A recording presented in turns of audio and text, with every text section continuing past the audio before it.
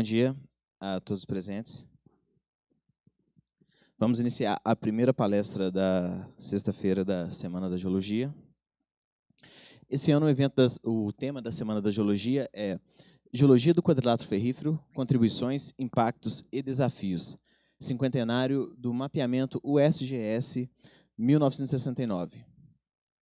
Ao longo da semana, nós tivemos 8 minicursos, hoje é o último dia, né?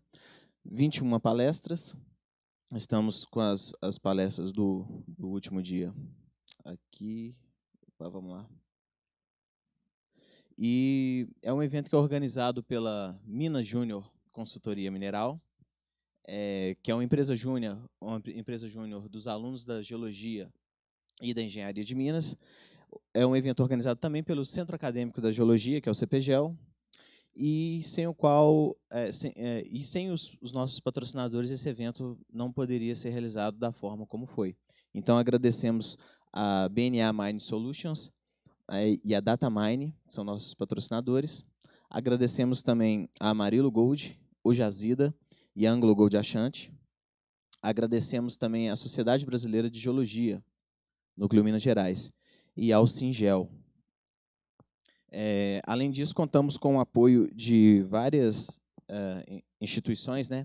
Dentre elas o Serviço Geológico Brasileiro, que é o CPRM, o Serviço Geológico Norte-Americano, o SGS, ao CPMTC também, que nos apoia, agradecemos, ao CDTN, ao Instituto de Geociências, ao FMG-SEG, Student Chapter, agradecemos também a HB Minerais e a ABM Gel. Os nossos profundos agradecimentos a essas instituições que nos apoiam. Bom, para a primeira palestra do dia, gostaríamos de convidar a professora Maria Márcia, por gentileza.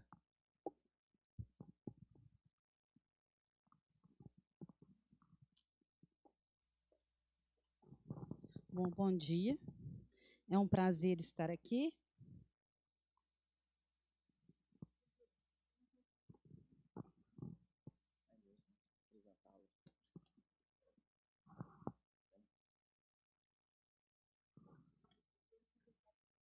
Não, então vai ser ótimo, que está todo mundo assim. Hoje é sexta-feira. O Gerson me recebeu lá embaixo assim, professora Márcia, eu até assustei que ele sabia quem era eu, porque tínhamos conversado por e-mail, por telefone. Ele falou, não, eu abri o auditório aqui sem querer ontem, você estava dando uma outra palestra. Eu falei, foi mesmo, fui eu. Que não tem nada a ver com esse tema, obviamente. Eu estava dando uma palestra sobre recursos humanos, professor estrangeiro, que é do interesse de todos nós. Mas hoje é sexta-feira e, Gerson, eu estou igual a você. Jefferson, eu estou igualzinho a você, então não tem problema nenhum. Formalidade. Peço desculpas aí pelo... Mas, enfim, a professora Maria Márcia Magela Machado é professora associada do Departamento de Cartografia e do Programa de Pós-Graduação em Análise e Modelagem de Sistemas Ambientais do Instituto de Geociências IGC da UFMG. É engenheira civil pela PUC Minas Gerais, mestre em Geografia e doutora em Geologia pela UFMG. Atualmente, é pró-reitora de Recursos Humanos da UFMG. Foi diretora do IGC UFMG entre 2014 e 2018 e pesquisa principalmente nas áreas de geotecnologias, história da geologia e da mineração e cartografia histórica. E a palestra dela é intitulada A Construção da Imagem Geológica do Quadrilátero Ferrífero. Muito obrigado, professora. Obrigada a vocês. Então, a gente vai começar aqui. Está bem aconchegante. A gente vai fazer assim uma conversa com vocês. Então, vamos lá. Para contar essa história dessa construção desse mapa, que para nós é uma relíquia, né? É um objeto de trabalho e, ao mesmo tempo, uma relíquia, né? O mapa do DOR. A gente vai fazer alguns preâmbulos que eu, como não geóloga, vivi. Esse preâmbulo é muito em função da minha pessoa. Foi a minha inserção na geologia. É uma coisa que eu admirava muito, mas que estava fora do meu alcance. Quando eu cheguei no IGC e me deslumbrei com a geologia, eu tive que aprender muita coisa, principalmente porque é completamente diferente de qualquer tempo que eu tinha estudado até então. Então, essas reflexões aqui foram necessárias, inclusive, para eu poder me inserir no ambiente que é de todos vocês, no dia a dia. Bom, então é isso. Eu comecei a pensar assim, fui atrás do que seria o conhecimento geológico. Bom, então, de uma maneira bem genérica, o conhecimento é o conhecimento acerca dos processos formadores do nosso planeta e de sua evolução no tempo. Bom, então é uma ciência da natureza, porque tem como objeto processos formadores do planeta. Mas pode também ser considerada uma ciência histórica, porque trata de uma reconstrução evolutiva desses processos de formação do planeta. Bom, segundo Paraíso, 3 aspectos singularizam a geologia. E é, claro, obviamente, por concordar com isso, que eu trago isso para vocês. O desenvolvimento dos processos geológicos, físicos ou químicos, abrange e entrelaça diferentes escalas espaciais. Vai de uma abrangência planetária a uma microscópica. O tempo também apresenta grande variabilidade. A transformação pode acontecer em questões de segundo ou demorar milhares de anos.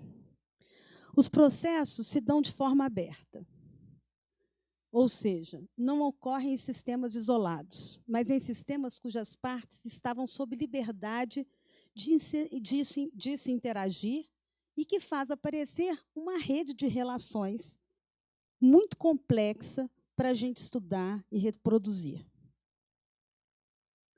Bom, a partir disso, obviamente, é lindo, mas traz muitas dificuldades para a gente entender e construir o processo, né?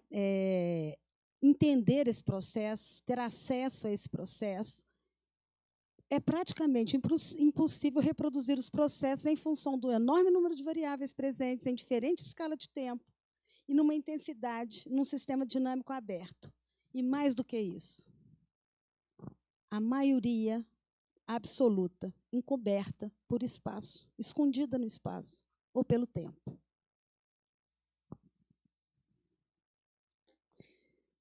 Então, a construção do conhecimento geológico em função de tais características deve acontecer de uma forma dialogada. Deverá existir um terreno móvel, e ele existe. É assim que eu, durante o meu doutorado na geologia, aprendi a fazer geologia. É sempre uma mescla da razão e da experiência. A gente não faz geologia sem estar no campo.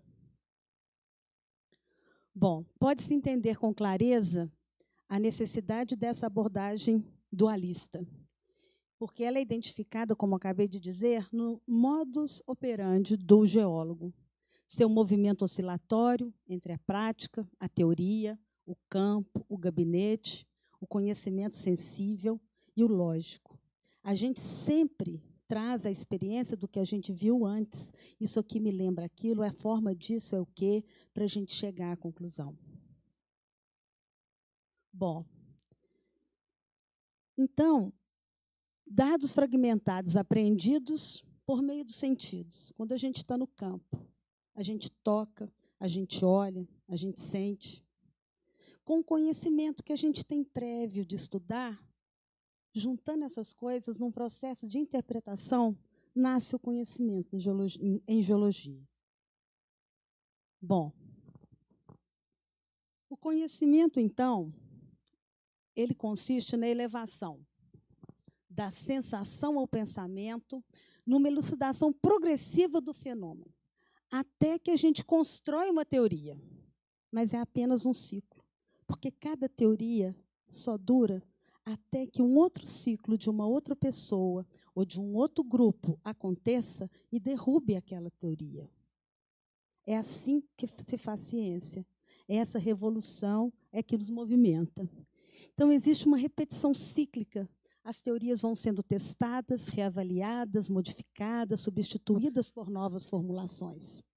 Né? Quando eu cheguei na geologia e fiquei vendo aquela coisa de milhões de anos, aí chegou lá na frente, eu falei, uai, mas foi na Segunda Guerra que a gente, por causa dos submarinos, que a gente descobriu as fossas, e aí mudou a teoria toda. Então, apesar de ter milhares de anos, a gente continua, cada dia, descobrindo coisa nova. Né? E a gente falava, mas como que eu não pensei nisso antes? Mas riam das pessoas que falavam determinada coisa até que se prove que aquilo é o correto. O que não quer dizer também que uma teoria não pode ser reconhecida como verdadeira e o processo terminado, o que é raro. Bom, essa preocupação com o conhecimento remonta à antiguidade, a gente sabe disso, né? Os filósofos gregos já haviam estabelecido a diferença entre conhecimento sensível e conhecimento intelectual. A gente só está fazendo o que eles já tinham dito que é feito para a nossa evolução, né? Entre aparência e essência e as regras da lógica para se chegar à verdade. A questão dessa coisa de repetição cíclica já está lá em Aristóteles, na medida que, para ele, no conhecimento, a sensibilidade atualiza a potencialidade da razão, faz a razão pensar. Mas também a razão age sobre a sensibilidade, pois ela é que descobre os inteligíveis no sensível. De modo que, para começar a pensar, a razão precisa da sensibilidade, mas a sensibilidade também precisa da razão, para a gente continuar evoluindo no conhecimento. É essa reciprocidade que nos faz ir para frente. Bom, eu vou pular direto dos gregos para essa epistemologia agora, do Kuhn, que é contemporânea, mas é de 62, que é muito interessante, porque ele dividiu o desenvolvimento científico em dois grandes estágios, que é exatamente o que a gente vinha falando lá, que a gente acabou de dizer. Tem uma ciência normal e uma ciência científica. Assim como a gente vive de ciclos da sensibilidade e da razão, a ciência também evolui através de ciclos. Quando uma teoria é estabelecida e todo mundo acredita nela, a gente tem um período de ciência normal. Mas ninguém está parado, está todo mundo fazendo ciência, está todo mundo pesquisando. De repente, alguém descobre uma coisinha e acontece uma reviravolta. Esta revolução, aí até que essa teoria se estabelece de novo, todo mundo concorda. Aí, de repente, ciência normal. Nasce uma outra coisinha. Então, aí vai todo mundo discutir. De novo, teorias rivais. Bom, tem teorias na geologia que a gente sabe que até hoje não existe. A menor possibilidade da gente entendê-las como ciência normal, que todo mundo acha que é uma tese absoluta, como a questão dos diamantes, por exemplo, em Diamantino. Bom, mas uma outra coisa que o Kuhn trouxe, que é muito interessante, que é admitir na ciência a interação entre a prática e mecanismos sociais. Até então, todo mundo acha que o cientista, ou pensava, ou acha que deve ser assim, que o cientista é uma pessoa isolada, que ele não tem influência do meio, que ele deve pensar aquele problema que ele está desenvolvendo por ele. Mas não é assim. Quando a gente tem essa parte da sensibilidade, a gente não é só razão. Então, a gente não consegue separar essa parte do entorno da gente, do que a gente está vivenciando, para fazer ciência. Né? E, a partir desse conceito, então, a partir disso, foi revisado esse conceito de ciência, porque foi entendido, aceitou-se a argumentação que a existência de caracteres sociais e históricos em contraposição à neutralidade e à universalidade científica. E é isso que eu vou mostrar para vocês um pouquinho nessa história para chegar no mapa do Dor. Todos os que pesquisaram estavam inseridos numa época e num contexto geológico. Bom, então esse é o mérito fundamental de Kuhn, essa relação que a gente não separa de fatores científicos e extracientíficos na própria formulação e validação do conhecimento científico. Bom, então essas colocações que abordam a prática da construção do conhecimento geológico e a renovação da historiografia, que vão justificar a opção que a gente fez para estudar esse tema que a gente está trazendo para vocês, que é a construção da imagem geológica do quadrilátero ferrífero. Essa trajetória vai ser feita aqui para vocês, eu vou mostrar um pouquinho disso, por meio do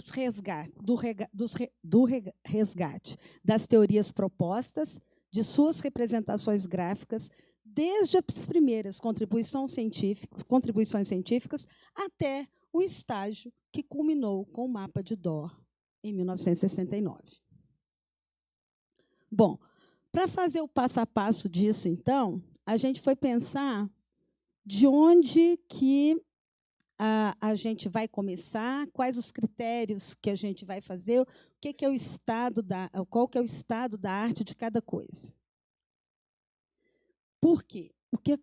Essa coisa do Pestre é muito interessante. E aí, abre aspas, porque o cientista ele é um produto do meio. É alguém que adquiriu uma cultura, que foi formado, modelado por um certo meio, que foi fabricado no contato com o grupo e com ele compartilhou as atividades, e não uma consistência crítica operante, um puro sujeito conhecedor, aculturado num conjunto de práticas, de técnicas, de habilidades manuais e de conhecimentos materiais e sociais. Ele é parte intrínseca de uma comunidade, de um grupo, de uma escola, de uma tradição, de um país, de uma época. E é assim que a gente vai ver todos os cientistas que estudaram, que deixaram uma contribuição para a gente entender a geologia do quadrilátero ferrífero.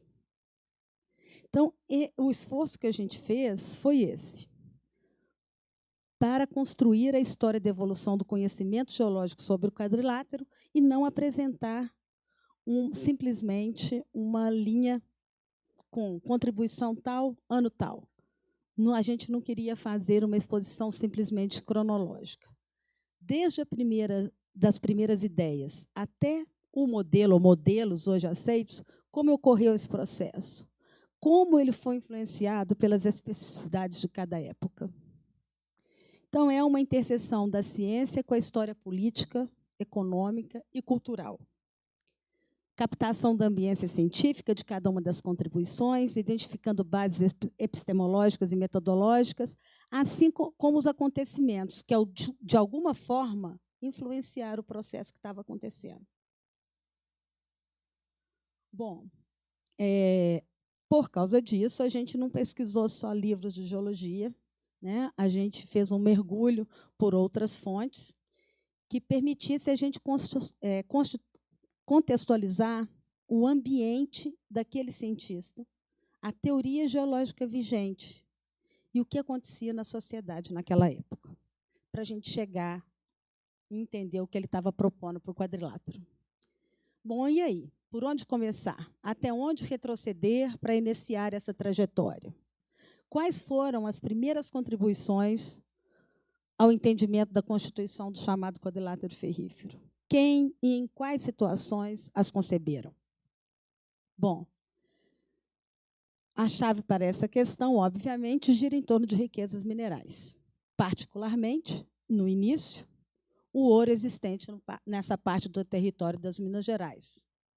Sua descoberta no final do século XVII, o declínio progressivo da extração nas últimas décadas do século XVIII e o papel desse metal na economia europeia e, obviamente, especialmente na de Portugal. E aí, a gente voltou lá no Brasil Colônia. E do Brasil Colônia, a gente chegou em 1969, finalizando, então, com a compilação da geologia do QF, que foi feita por DOR, a partir da integração dos mapas geológicos realizados no convênio DNPM-USGS. Bom, quando a gente fez esse trabalho, a gente propôs, então, a divisão desse longo percurso em fases, né? Eu vou me ater mais ao que acontecia em cada uma e o que se refletia no entendimento do que o que se conheceu especificamente no quadrilátero da geologia, porque o que aqui a gente quer contar é realmente como isto aconteceu. Obviamente, não tem jeito de contar como isso aconteceu sem chamar a atenção para algumas coisas. E é assim que a gente vai fazer. Quando a gente chama a fase 1 de lavra empírica no ciclo do ouro, é porque se trabalhava só com a prática. A gente não fazia pesquisa nenhuma. Mas hoje se sabe que a prática se aceita, não é se sabe, se aceita que a prática desenvolve o conhecimento, que a gente pode pensar na prática dessa forma. Então, a gente não pode esquecer de uma fase que as pessoas estavam trabalhando aqui, trazendo experiências de outros lugares, né? Mas é uma fase muito complexa. Esse período, então, é muito só de técnicas que eles já traziam.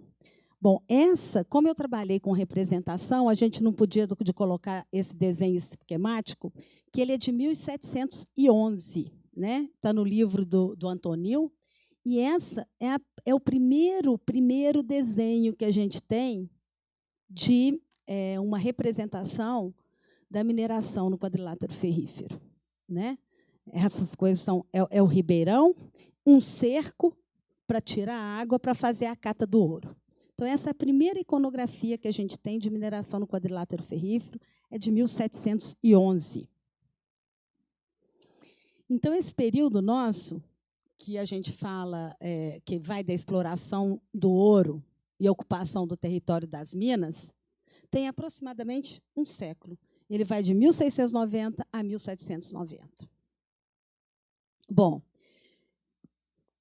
nessa época, Portugal estava mergulhado no obscurantismo da Idade Média, não tinha entrado no iluminismo. Portugal entrou no iluminismo tardiamente e precisava desesperadamente de recursos, né? E foi assim que ele saiu à captura de riquezas nas suas colônias. Quando se descobriu ouro de aluvião, não foi em Minas Gerais primeiro, foi em São Paulo, cresceu uma ansiedade, uma expectativa muito grande, que nesses lugares não corresponderam à realidade, a gente sabe disso, né? Quando se descobriu em Minas Gerais, Portugal também, a preocupação era tirar o ouro, era explorar de qualquer forma e que o ouro chegasse lá. Obviamente, não tinha preocupação nenhuma com a forma que estava sendo feito isso. Então, isso era a política mercantilista portuguesa, exploração das riquezas minerais das colônias, visando apenas a riqueza da metrópole. Bom, e aí, basicamente, só para uma outra iconografia, já de 1780, o detalhe do rosário, né, que é rosário porque parece um terço. Os baldes para esgotar a água que vão rodando, parece que está se rezando um terço, por isso que eles chamavam de rosário, né? É uma iconografia. O que se fez aqui na Minas Gerais foi descobriu-se o ouro nos lugares mais fáceis, se catou. O ouro ali acabou, subiu para o barranco, descobriu-se o veio. Primeiro pegou o ouro que tinha rolado, depois descobriu-se o veio. Mas quando descobriu o veio, Eles já tinham jogado todo o cascalho da beira do rio, das catas, em cima do veio. Tinham que liberar o veio para ir subindo atrás de onde estava o ouro. Então, completamente sem pensar no que estava fazendo. Né? E depois subiram para as montanhas, escavando sem qualquer cuidado. Bom, e aqui o que a gente está querendo mostrar para vocês é que a gente tem uma gravura do livro de Agrícola de 1566, que já mostra para a gente o que a gente fazia aqui, que os portugueses já faziam, os lusitanos portugueses já faziam na África, que é o desmonte. Né? Então, tem um canal aqui, ó. Não sei se eu acho que aqui tem luzinha. Ah, tem. Voltou.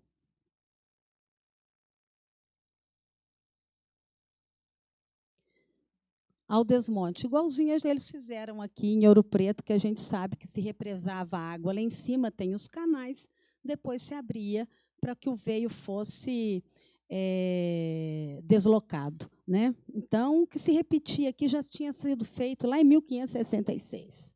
Então, é repetição. Essa gravura de Rugendas, ao contrário do que alguns pensam, não é de lugar nenhum, mas é uma iconografia que reúne todas as técnicas que eram usadas aqui. Né? Então, a gente tem o desmonte aqui, a gente tem a canoa aqui. Não sei se o povo de hoje sabe o que é canoa, mas se represava, se fazendo como se fosse uma escadinha, e se colocava o couro de boi ao contrário. Né? A água tem que bater ao contrário do que a linha do pelo. Porque o que vai, quando a água desce, o mais duro, o que é mais pesado, fica embaixo. E bate no couro e fica preso no couro. Então, as pepitinhas de ouro ficavam presas no couro, dentro dessas canoas, que são tipo represas em escadaria. E aqui, depois, está mostrando já um escravo batendo o couro. Dá dando para ver no cantinho? Né? Então, aqui é uma compilação das técnicas que eram usadas. Bom, mas pela própria maneira de se minerar, a gente enxerga que não havia um estudo, não havia um planejamento. Né? Bom, o que acontece é que a maneira de se minerar levou à extração, obviamente, à decadência. E buscando alternativas para recompor seus rendimentos, a coroa, então, encarrega ilustrados lusbrasileiros de pesquisa para ampliar. Isso foi o seguinte: Portugal importou o Vandelli da Itália para fazer uma reforma em Portugal. Tirar Portugal do obscuro. Hoje, depois de ficar sem dormir, é difícil falar, viu, gente? Né? Mas para trazer Portugal, então, para a Idade das Luzes, digamos assim. E foi dele a ideia, então, porque a gente tinha já... o que a gente chama de lusos brasileiros? Bom, como éramos colônia, todo mundo que nascia no Brasil era português. E essas pessoas das famílias mais ricas e abastadas já estavam indo estudar em Portugal. Então, qual foi a ideia? Vamos fazer um projeto para que essas pessoas voltem aos seus países de origem. Portugal tinha várias colônias, e lá estudem, porque devem existir outras riquezas. Essas pessoas eram formadas como naturalistas, a gente não tinha um curso de geologia, eles tinham uma formação bastante genérica, né, como naturalistas. E foi assim que começa uma segunda fase, que a gente consegue captar agora estudo, pesquisa, e não só prática. É o início de uma pesquisa, de um estudo sobre o território, inclusive do quadrilátero, que é o que a gente vai trazer aqui para vocês. A gente sabe da história dos naturalistas que estiveram aqui no Brasil, então, e mais para frente, esses eram brasileiros. Tá? Então, o que aconteceu? Em 1760, o que caracteriza esse período, então? Que vai de 1760 até mais ou menos 1800, até 1808, quando chega a família real, porque aí muda tudo de novo. Então, caiu o ouro, vão mandar a gente para lá para diversificar. Se não tem mais ouro, nós temos que achar alguma coisa naquela terra. Então, nesse período, Portugal importa o iluminismo, mas importa de uma forma completamente portuguesa. Não tem iluminismo igual ao de Portugal em lugar nenhum. Porque o iluminismo é uma corrente que traz a pesquisa para o bem da população. Portugal importou esse iluminismo, então tá, nós vamos estudar tudo igual eles estão querendo, mas na visão do Estado. As coisas, eles criaram projetos iluministas, mas para o agradecimento do governo, da coroa, né? Foi reformada a Universidade de Lisboa. Em 79, criou-se a Academia de Ciências de Lisboa, e com esse projeto específico de confecção de uma história natural das colônias. E é isso que eu disse a vocês, aproveitando os bacharéis brasileiros para a pesquisa em território brasileiro. Então, vamos ver quem contribuiu com isso. Então, na passagem do século, surgem as primeiras noções de geologia da porção centro-sudeste, não era quadrilátero ferrífero ainda, né? Basicamente, a gente encontrou essas contribuições nas memórias, porque os naturalistas deixavam não era artigos, eram as memórias. José Vieira Couto e José Bittencourt Camaracioli. Os textos evidenciam interesses régios da coroa e a inserção do ensino da Universidade de Coimbra nas grandes teorias das ciências naturais à época, em especial geologia e mineralogia. Bom, vamos lá. Basicamente, o que a gente tem na contribuição de Vieira Couto? Como que ele estava inserido? A idade da Terra e a idade relativa da América era uma coisa muito complicada. Né? A gente ainda tinha aí um domínio sobre isso, inclusive resquícios da Idade Média com relação ao que se dizer da Idade da Terra. A gente tinha, nessa época, a gente ainda tinha como o estudo, a observação era guiada principalmente por atenção às montanhas, porque a gente ainda tinha, nessa época, a teoria de Werner. O que era a teoria de Werner? A teoria netunista. Como que formou a Terra? Bom, depois do grande dilúvio, narrado pela Bíblia, a água toda escoou aonde estava mais mole, desceu mais, onde estava mais duro ficou alto, e está tudo acamado na horizontal direitinho. Essa era a teoria vigente, né? E por isso que o estudo era das regularidades permanentes, ou da disposição, ou da posição dos maciços continentais. Ele não tinha como fazer de outra forma, era assim que lhe era ensinado para ver as coisas. Né? Bom, mas ele fazia o que a gente faz hoje. Né? Construção do processo geológico pelas características atuais. É olhando hoje que a gente volta para entender como é que fez. Né? Os sistemas utilizados para a classificação dos minerais traziam o ecletismo, na verdade, podia ser, às vezes era de um, às vezes era de outro, a gente ainda não tinha um padrão estabelecido. Ele, basicamente, o Vieira Couto, trabalhou mais do norte do quadrilátero para a região diamantina. Mas é muito interessante, porque é o primeiro mapa que a gente tem. Tá? Esse mapa é o primeiro que a gente tem que traz nomes de minerais numa legenda. No caso, platina, cobre e chumbo.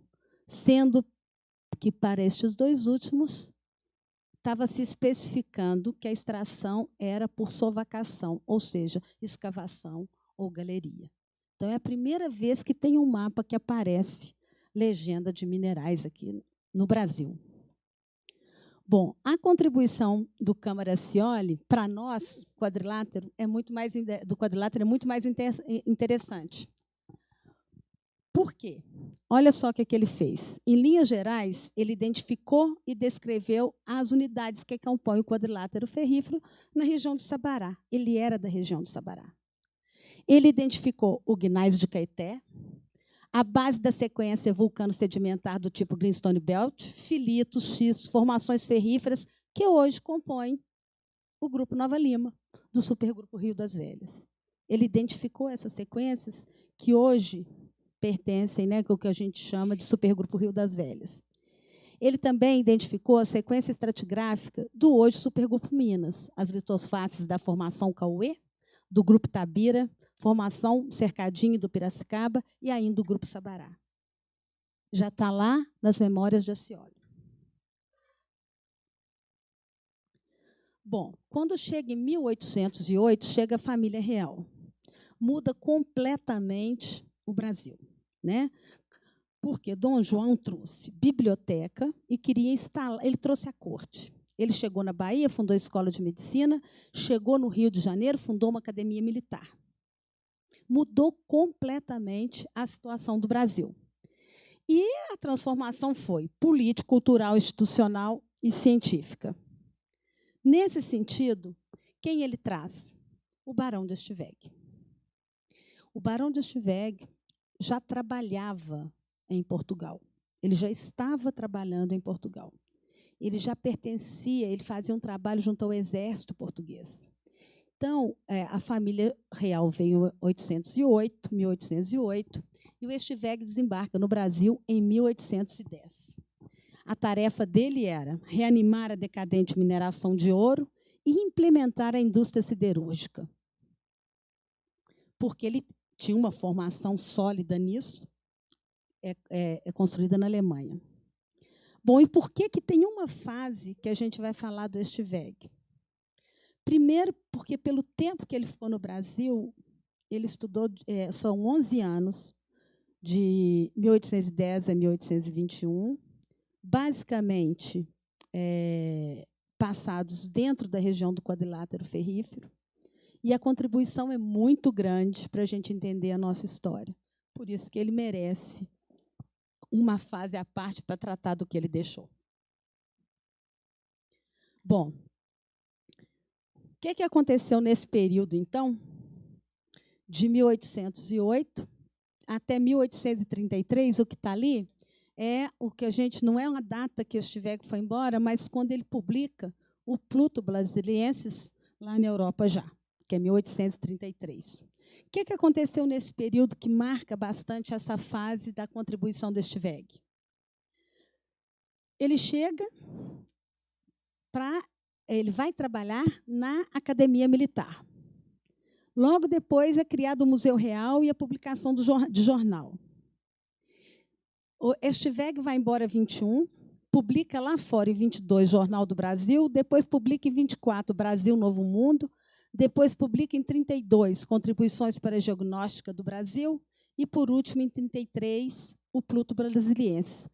Bom, ele chegou para trabalhar na Academia Militar, ele era um homem do campo, ele não deu conta de ficar lá, ele não ficou, ele montou alguma coisa dentro da Academia Militar e veio embora para as Minas Gerais para fazer o outro trabalho que ele tinha vindo fazer, que é reanimar a mineração do ouro, que é essa parte que ele mais se identificava. Em linhas gerais, Estiveg delineou o sistema orográfico da região e propôs uma ordenação estratigráfica para seus terrenos. Com ele surgem as primeiras representações gráficas da geologia, uma análise dos perfis produzidos por Estiveg entre 11 e 16 evidencia a evolução do conhecimento sobre a geologia nos terrenos que ele passou, e é isso que a gente vai mostrar para vocês agora. Bom, qual que era a teoria dele? Ele discute as hipóteses sobre a origem das montanhas, sempre a partir do oceano primordial no início, netunismo. Então, Estiveg viveu um drama de consciência aqui no Brasil muito grande, eu posso imaginar. Porque o que vinha era o seguinte, e tem isso nos livros dele, no primeiro, no segundo, diz o seguinte, ele tinha que enxergar tudo sem mergulho, ele tinha que enxergar tudo acamado na horizontal, e ele não enxergava. Mas quem era ele? E ele diz isso numa passagem, para discutir com o grande Werner. Então, tem uma passagem que Estiveg fala isso. Quem sou eu para falar que o Werner está errado? Mas ele não enxergava o que o Werner estava falando. E aí a gente vai ver isso exatamente nos dois perfis dele. Né? Ele então começa ele admite a ação dos vulcões, mas ninguém tinha coragem de falar do que a ação dos vulcões era capaz, qual que era a real dimensão dos vulcões na formação do nosso planeta. Né? As montanhas se deu não por abaixamento das águas, mas aí ele já mudou, mas por uma elevação da massa rochosa por efeito de uma força maior. Qual que era o problema desse Estiveg? Para onde foi essa água, gente? Ele fala isso. Ele faz um cálculo da quantidade de água. Ele fala, mas onde foi essa água? Cadê essa água? Tipo assim, eu estou procurando o ralo. Onde que foi essa água? Né? E aí ele começa a enxergar as inclinações, as descontinuidades, não está tudo certo. E isso gerou um conflito enorme na cabeça dele. E aí ele começa a falar assim, ele começa a criar teorias sobre o que aconteceu. Falou assim, então esse negócio é mais antigo. Eu não posso falar que o oceano não existiu. Mas alguma coisa aconteceu depois. Alguma coisa aconteceu, porque não está igualzinho o oceano deixou. Então, ele fala que as inclinações e os acamamentos da rocha são resultado da ação de uma força de atração, de um parentesco químico, de tal maneira que os elementos constituintes da massa fluida se uniram, dando origem a rochas diferentes. Ele está explicando o seguinte, tinha uma massa fluida, mas ela não foi acamadinha, não houve um acamamento igual a gente está pensando. E ele começa a pensar nessas coisas. A existência de vários pontos centrais por onde as forças atuaram explicaria a repetição das camadas, as intensidades diferentes e justificaria as discordâncias que ele estava enxergando. Bom, o que ele propôs para a formação, a coluna estratigráfica do Estiveg para o quadrilátero. Uma primeira formação primitiva, composta por granito, gnais e mica-xisto, correspondente ao embasamento cristalino. Uma segunda formação primitiva, quartzito, xisto, talco, formação ferrífera, supergrupo Rio das Velhas, Minas e Espinhaço. Uma terceira formação, ou de transição, que ele chamava, que era xisto argiloso, quartzo, grauvaca, grupo Banco-Buí e Macaúbas. E depois vem a quarta formação, que ele fala, ou de aluviões, que ele chamava os cascalhos e a Tapanhoacanga. Né? Tapanhoacanga é canga, que na época era Tapanhoacanga. Você sabe a origem do nome, né? Os índios, quando os negros chegaram, vocês já pegaram numa canga. Pesada, escura, cheia de furinhos, certo? Os índios identificaram aquilo como a cabeça dos negros, que eles nunca tinham visto negro. Tapanhoacanga é cabelo de negro, cabeça de negro. E depois virou a corruptela de canga. Mas foi criada a língua indígena, porque eles identificavam a canga arredondado como cabeça de... Eles nunca tinham visto negro. E eles identificaram aquela formação, associaram. Né?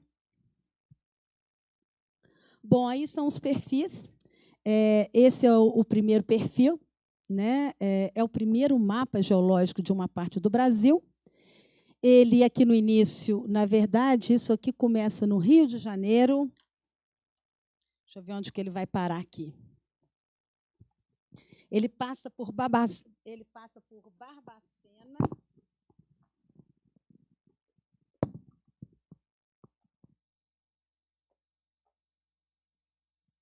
por Barbacena, Congonhas e chega em Vila Rica.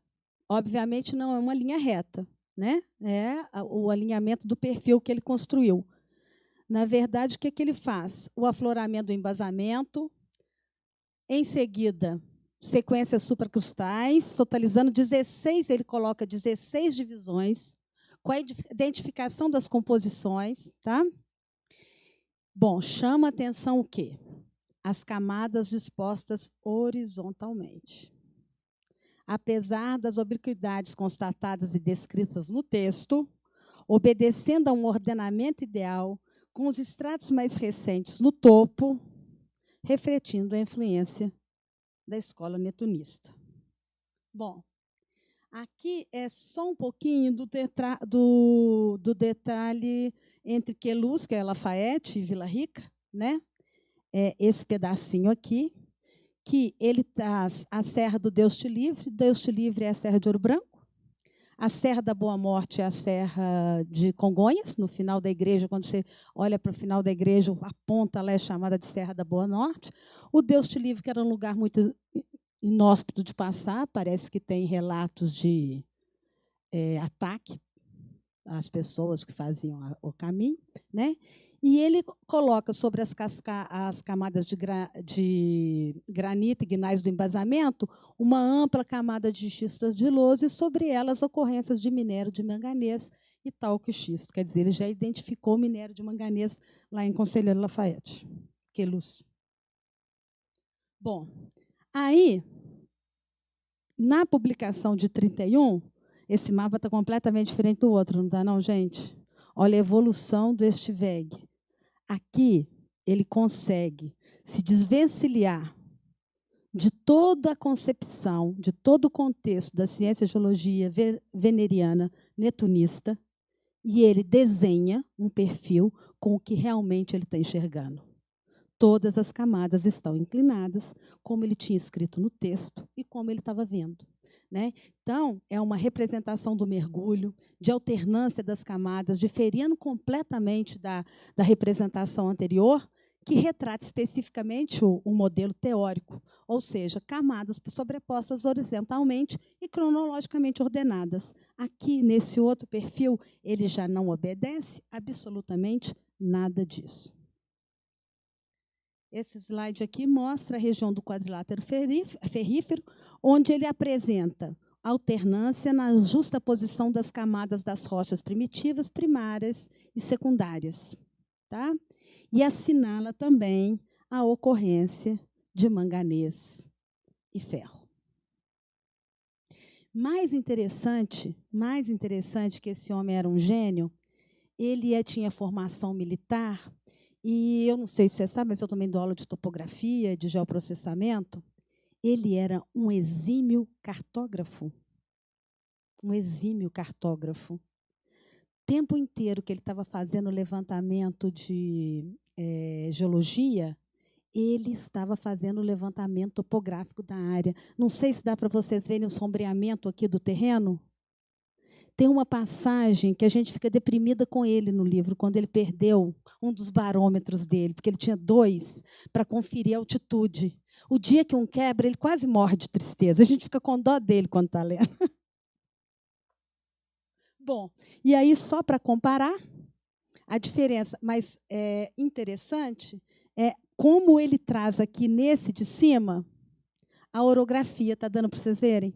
Ele faz o perfil e ele faz o levantamento altimétrico todinho da região. Então, ali é uma planta baixa do relevo do alinhamento que ele percorreu e deu origem ao perfil de baixo. Então, aqui é só para a gente ver como é a evolução da cartografia do Estiveg. Assim, dá uma diferença de 8 anos essa questão que ele andou de um lado para o outro. Bom, só para mostrar a questão esse é um mapa de Estiveg para o quadrilátero ferrífero, tá? Isso daqui é uma imagem de satélite, só para a gente comparar para o que ele tinha a visão dele do que era o quadrilátero, gente.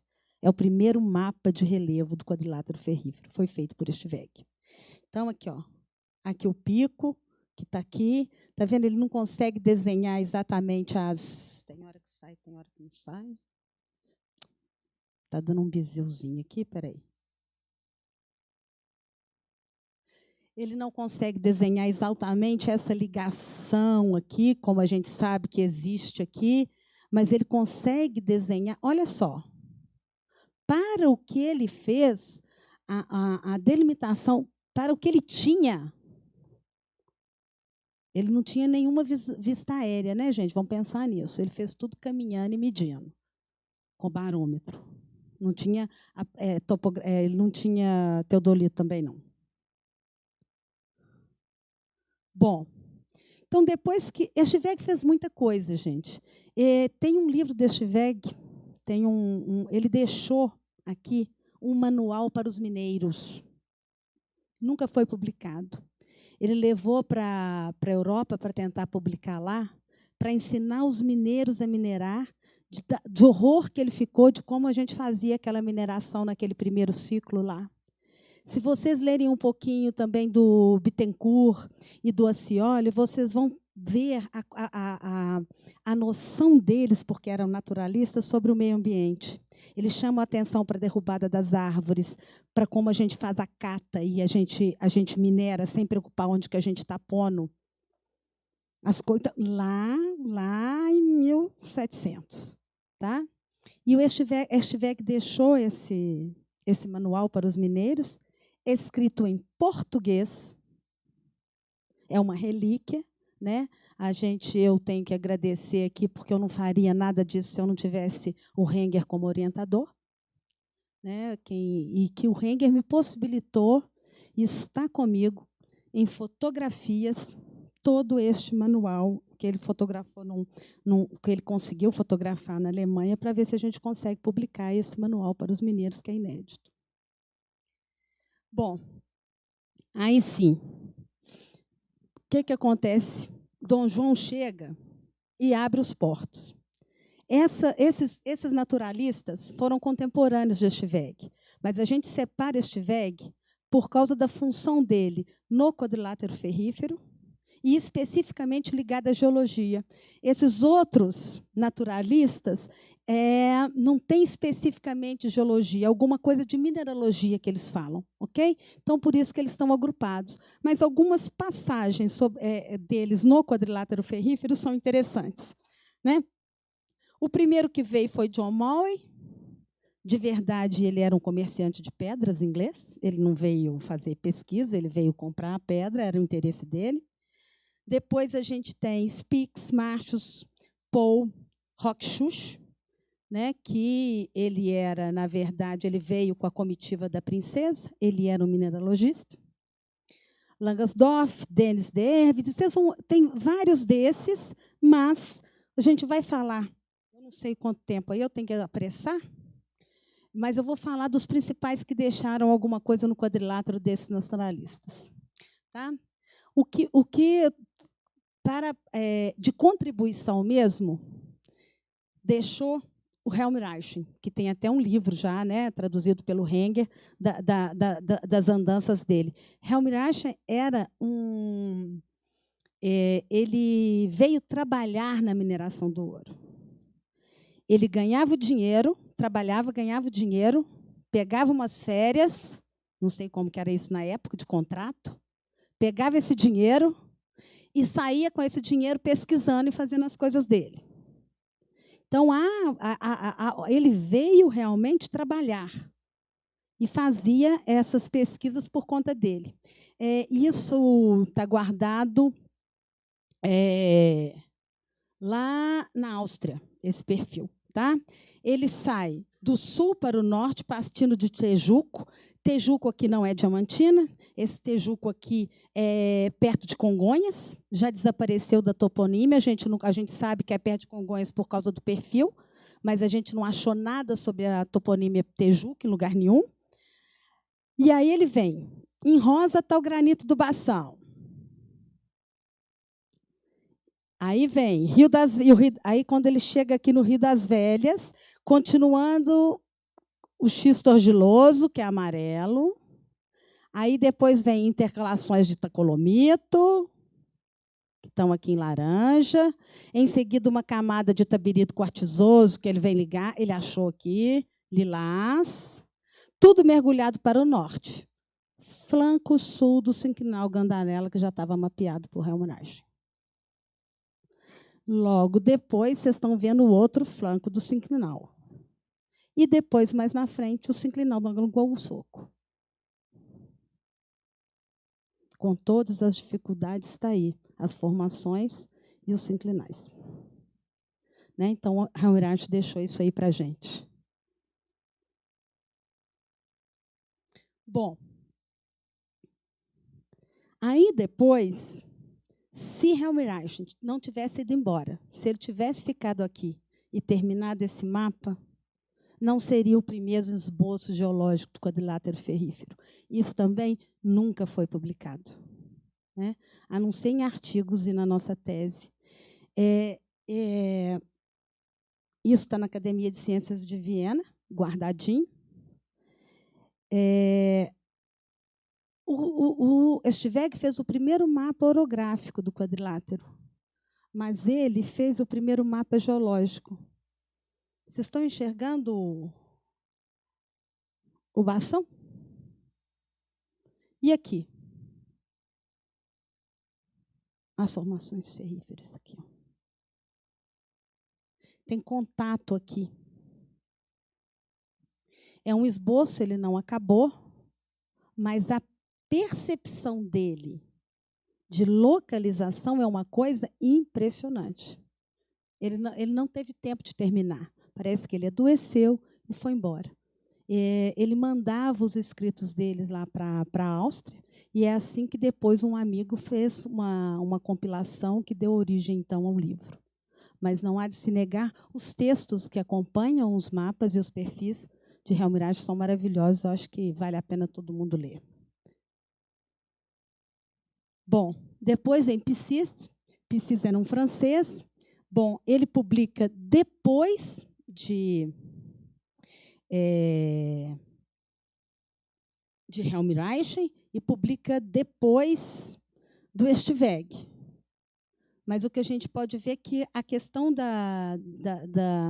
é mais difícil enxergar o quadrilátero no mapa do Piscis do que nos outros mapas, né? Apesar de que é a primeira vez que a gente vê representação de mergulho das camadas na região de Ouro Branco. A questão de visualizar espaço é difícil, mas se você se atém a detalhes, você descobre muita coisa interessante nesse mapa. Obrigada. Bom, Piscis também deixou aí um perfil muito interessante de 12 quilômetros, que não está caracterizado, que está em um anticlinal de Mariana, com as camadas direitinho. Um mergulho no sul para a Serra do Cachoeira, que é o flanco sul do anticlinal, e a inversão para frente, depois o Rio das Velhas, na Serra de Antônio Pereira. Bom, Peter Clausen também tem várias contribuições dele, porque depois ele ficou aqui muito tempo e tem uma contribuição dele para... Bom, mas a gente já enxerga muito melhor o quadrilátero no Clausen do que no Piscis, né? Ele faz uma caracterização, ele também deixa uma coluna estratigráfica aqui. Na verdade, ele trabalhou muito depois com os terrenos calcários lá para cima e não com o quadrilátero em si. Mas a gente consegue enxergar bem o quadrilátero aqui no mapa dele. Bom, ele também deixou um corte de Antônio Pereira, entre Antônio Pereira e Ouro Preto, que a gente não consegue enxergar muito, a gente não tem cor para identificar a questão das legendas, mas está caracterizado ali também o anticlinal de Mariana. Bom, esse é do Clausen também. Ele não explica de onde que é para onde que é, mas a gente estudando, a gente imagina que isso é lá do atual Grupo Sabará, porque as camadas sugerem um alinhamento de noroeste para sudeste, no sentido Lagoa Santa-Sabará, tendo no centro o Complexo Dômico de Belo Horizonte. É isso que a gente imaginou desse perfil aí. Bom, o outro período é caracterizado pela institucionalização no Brasil da ciência e geologia. Tá? E esse marca a segunda metade do século XIX. Desse contexto, há um avanço no entendimento da estratigrafia, proporcionado principalmente por Gorsex e Derby. Nesse período, a gente ainda teve aqui a expedição Taylor-Garcias, a expedição Morgan, Hart, Derby. A criação da Comissão Geológica do Império é feita nesse período, a Escola de Minas de Ouro Preto é criada nesse período. A gente tem, nesse intervalo aí, entre 75 e o início do outro século, as publicações de Gorsex e Derby, e a divulgação que vai culminar. A gente divide aqui uma fase, que essa fase vai terminar com a grande divulgação internacional das nossas reservas de manganês e ferro, numa época de pré-Primeira Guerra. É isso que é importante dizer. Tá? Então, esse período marca um processo de especialização da ciência e geologia, da formação e consolidação das instituições de pesquisa geológicas no Brasil. Bom, eu não vou me ater, mas lá a contribuição agora a gente não vai enxergar representações igual a gente enxergou nas outras fases. Mas aqui, como eu disse, é a estratigrafia, e a gente colocou aqui o que ele... Obviamente, não há um agrupamento para formar os nossos supergrupos, mas a identificação já está aí da estratigrafia, e a gente colocou ali o que ele enxergava, o que é série Minas, o que é isso, o que é aquilo. Só eu estou indo mais rápido, porque eu tenho pouco tempo, mas está ali a série Itacolomi também. Então, esse período é bem da estratigrafia. A questão, o Derby, ele tem uma questão com ele, que é a zona com largura variando de 50 a 100 quilômetros, que ele chama isso tudo, né, de Ouro Preto a Juazeiro do Norte, de espinhaço. Então, essa é a grande confusão que gerou muito tempo que o espinhaço, que a nossa formação era a mesma até na Bahia, e que depois a gente veio ver que não tinha. Só me lembrando aqui uma coisa agora que eu esqueci de falar. Vou voltar no Estivec, que é importante. O último livro dele, Plutus Brasiliense. Plutus. É porque aí o título é esse, porque ele assimilou a importância dos vulcões na formação da Terra. Por isso que chama Plutus. Bom, como eu disse, a estratigrafia, está aí a visão de Derby também, rochas eminentemente cristalinas, granitos, está lá o embasamento, está lá a série Minas, está lá a atual série Itacolomi. E é isso. Não havia diferenciação entre a estrutura geológica do quadrilátero e do espinhaço. Bom, a fase 6 é geologia econômica, a era do manganês e do ferro. A geologia econômica é toda a tônica do século XX. A descoberta de enormes reservas de manganês e ferro no quadrilátero e seus desdobramentos na primeira metade desse século caracterizam realmente uma fase. Destaca-se nesse período a inédita e competente contribuição de brasileiros já formados no Brasil na Escola de Ouro Preto, viabilizada pela conjuntura da fase anterior. Então, a fase anterior, a criação da Escola de Minas, propicia essa fase ligada, e a institucionalização da ciência também propicia essa fase. Então, o que é interessante nessa fase? Bom, a gente tem a divulgação internacional das reservas de manganês e ferro, a criação do Serviço Geológico e Mineralógico do Brasil. Derby vai a um congresso internacional em Estocolmo e mostra o mapa das reservas. O Serviço Geológico foi substituído pelo Instituto Geológico e Mineralógico do Brasil. Em 1934 é criado o DNPM, é promulgado o Código de Minas e finda essa fase a assinatura do convênio para a confecção do mapa geológico do quadrilátero. Então, vamos ver isso aqui rapidinho. Bom, como é geologia econômica, a gente voltou, então, ao quê? Ressurgimento da ciência aplicada. Bom, mapa das minerações de ouro em Minas Gerais com a localização dos depósitos de manganês. Isso foi publicado pelo Scott em 1903. Tá? Assim, a Europa e os Estados Unidos tomaram conhecimento do que a gente tinha aqui de manganês, em 1903. Bom, quando Derby chegou no Congresso em Estocolmo, em 1910, vocês estão vendo o quadrilátero? A região do ferro aqui. Ele dá detalhes dele aqui. Isso aqui é a localização. Prestem atenção que aqui é a costa brasileira. Como tirar isso daqui para cá? Ele faz a localização. Ele tem um mapa de localização e depois um mapa de detalhe das reservas de manganês e de ferro. Maciços, olha lá como que ele fala. Localização dos maciços de minério de ferro. Compacto. Congresso de Geologia em Estocolmo. Segunda Guerra Mundial. Bom, nesse contexto, a gente ainda teve contribuição de Harding e Chamberlain, que eu não vou me ater também, mas a gente faz uma comparação do que eles viram com o que é hoje, a gente consegue identificar o que eles encontraram no que a gente tem hoje, como formação. É um mapa do quadrilátero também, da formação central. Como não há diferenciação, né, da formação do quadrilátero com o espinhaço, o negócio, o mapa cresce aqui para cima e aí exagera no gneiss, etc.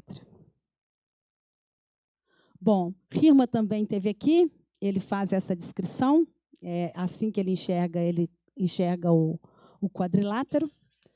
Bom, Freiberg também já deixa esse mapa com o quadrilátero ferrífero. Aí ele tem uma contribuição.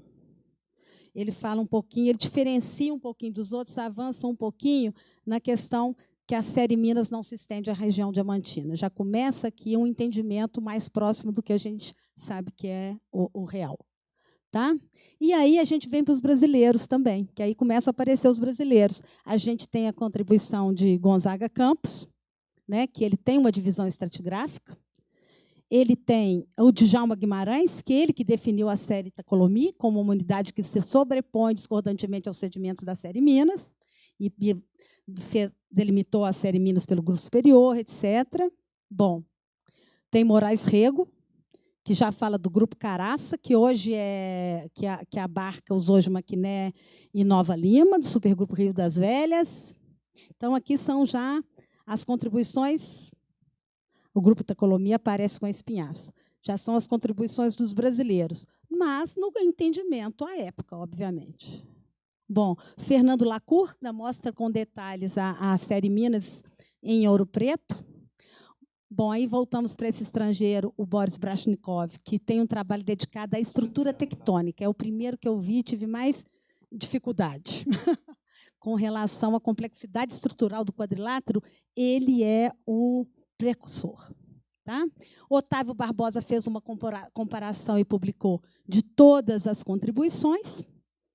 E, fechando com a contribuição de Barbosa, a gente vai falar nessa nova fase, que é do convênio firmado em 1944 entre o DNPM e o SGS, que vai de 1945-46 até 1969, quando é então publicada a compilação de DOR. Bom, nesse período a gente teve tem uma historinha, mas o que a gente vê de mais... Bom, o trabalho deles demorou, foi dificultado. A gente não tinha levantamento topográfico para poder fazer o mapa geológico do quadrilátero. Foi contratado voo, à época, como que chamava? Acho que é América, não, Sul, não sei o que lá. Aviação, o SGS pagou. Então, a primeira folha de topográfica que ficou pronta foi a de Congonhas, por isso que o primeiro quadradinho do mapa que saiu foi o de Congonhas, porque eles esperavam ser feita a restituição aerofotogramétrica para ter a base topográfica para poder ir para o campo. Então, era realmente um serviço muito demorado. Eles não chegaram aqui e encontraram uma base para fazer o levantamento geológico e o mapa. Tá? É muito interessante que, na verdade, com foto aéreo, né, foto aérea, eles, então, identificaram o contato aí da série Minas com a série Rio das Velhas. Pela primeira vez foi identificada durante os estudos desse convênio, porque a primeira vez que se teve aí a fotografia aérea da área. Bom, isso aqui é uma relíquia também, é um mapa geológico ainda não completo, tem alguns quadradinhos que estão faltando, porque o pessoal só tem a topografia, porque o pessoal ainda não tinha entregado a parte da geologia. Então, é uma etapa para chegar no final. Bom, e aí, em 1969, é publicada a compilação de DOR. É o estabelecimento de uma coluna estratigráfica padrão para toda a área do quadrilátero ferrífero mapeada, o estabelecimento de um modelo de evolução geológica e estrutural para o quadrilátero, e é o mapa regional, o mapa geológico regional, que é a imagem geológica do quadrilátero ferrífero até os dias atuais, porque, apesar de todas as contribuições, nenhum DOR apareceu para fazer a compilação ainda, e a gente não tem essa publicação, né? É referência para todos os estudos, é com ele que a gente vai para o campo até hoje. A coluna estratigráfica, o mapa do DOR. E aí, só para fechar as fases, então a gente teve a lavra empírica, os ilustrados lusos brasileiros que vieram atrás de outras riquezas, a contribuição concomitante aí deste VEG e de outros naturalistas estrangeiros, o avanço no entendimento da estratigrafia, a era do manganês e do ferro, e a última fase, que culmina, então, com a imagem geológica do quadrilátero ferrífero. Só para fechar, algumas conclusões ou considerações finais.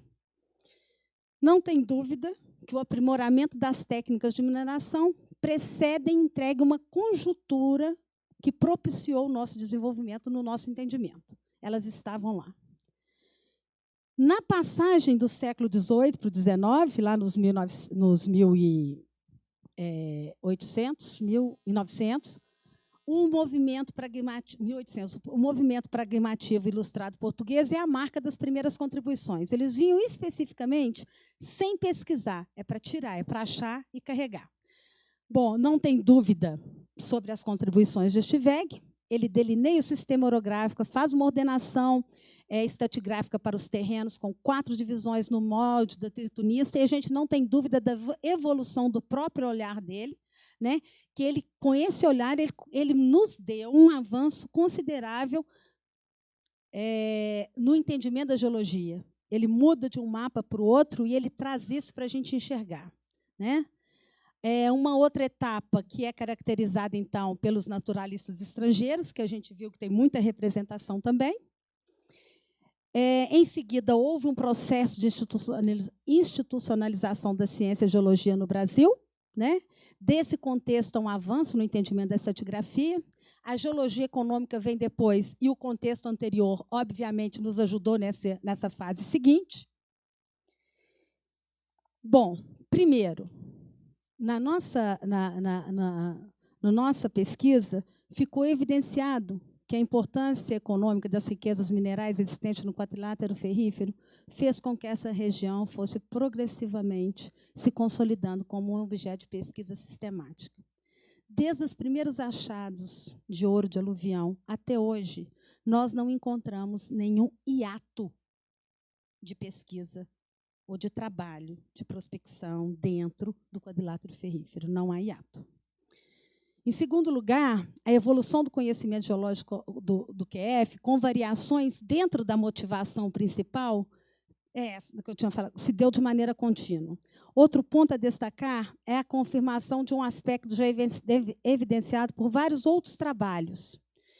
e ainda outros tantos sobre a mineração, a importância do Estado. O tempo inteirinho que a gente trabalha desde trás, primeiro o Estado português e depois o Estado brasileiro, não há ausência do Estado, assim como não há ausência de pesquisa, não há ausência do Estado em nenhum minuto na região do quadrilátero.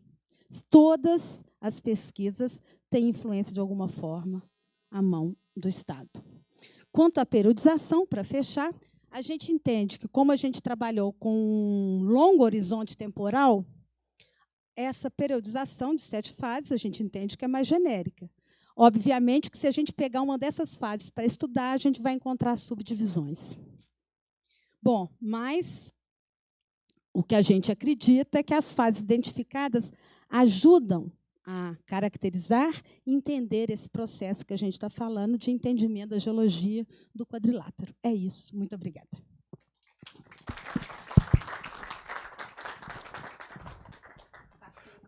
Não, não, que isso. Foi super pontual. Muito obrigado, professora Márcia. Bom, como o tempo hoje é um pouco mais compacto, nós vamos abrir para uma pergunta apenas. Alguém?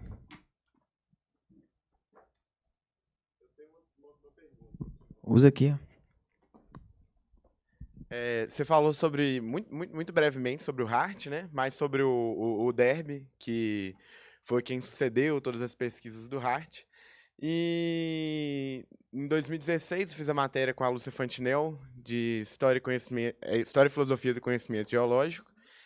E eu e a Miriam tivemos a oportunidade de ler o livro, que é até um professor aqui da Fafiche que escreveu, que ele faz um compilado histórico sobre a vida dele e um pouco sobre até a pesquisa dele mesmo.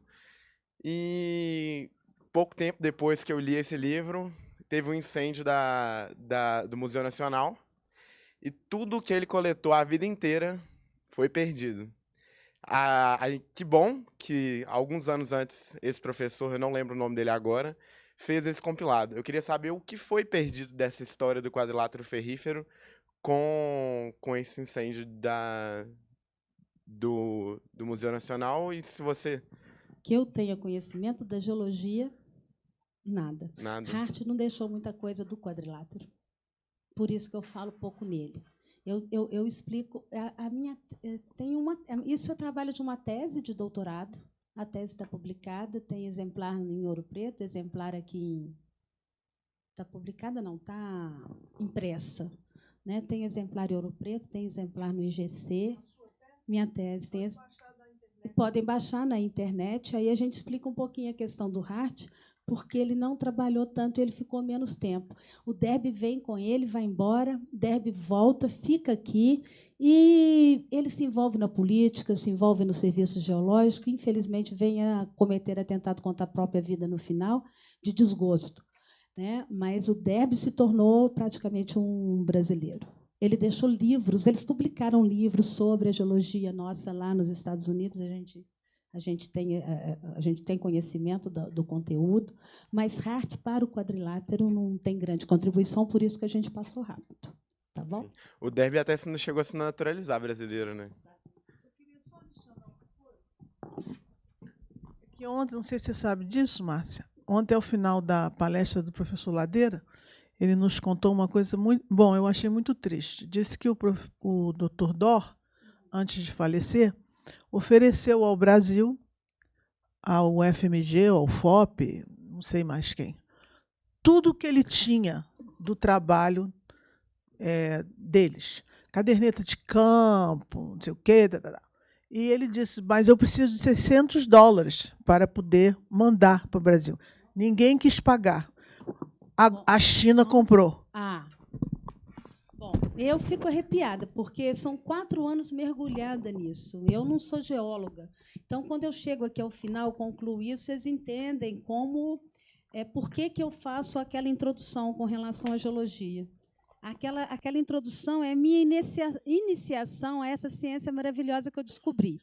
E eu quero deixar publicamente, então, meu agradecimento ao professor Friedrich Ewald Henger, que foi nosso professor aqui no IGC, por quem eu tenho um carinho e uma gratidão enorme, que sem a contribuição dele, sem a orientação dele, sem a biblioteca dele, que ele muito gentilmente, de uma forma muito carinhosa, cedeu para que eu fizesse publicações inéditas que ele nunca tinha feito, eu não tenho como falar do meu agradecimento com relação a isso. Obrigada, gente. Professora, muito obrigado. Somos imensamente gratos por essa palestra maravilhosa. Se puder, só tirar uma foto com a gente aqui, por favor. E vamos dar uma singela lembrança aqui da organização da Semana da Geologia. Ah, que bom. A Miriam vai fazer a foto. Ok. Agora nós vamos fazer um sorteio para as pessoas que realizaram a inscrição e fizeram o check-in. Professora, eu queria pedir um número de 1 a 8, por gentileza. 7. Paulo Augusto. Olha, vai dar CPI, hein? Olha a CPI do brinde. Obrigado, Paulo. Bom, pessoal, só para finalizar, daqui a pouquinho nós teremos a palestra com o Marco Aurélio.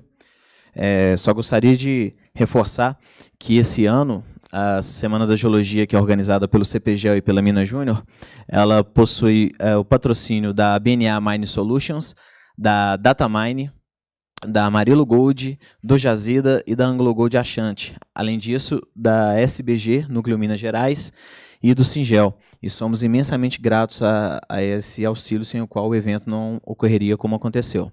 Além disso, temos o apoio de todas essas instituições, o CPRM, o SGS, CPMTC, CDTN, IGC, o FMG SEG Student Chapter, a HB Minerais e a BMGEL.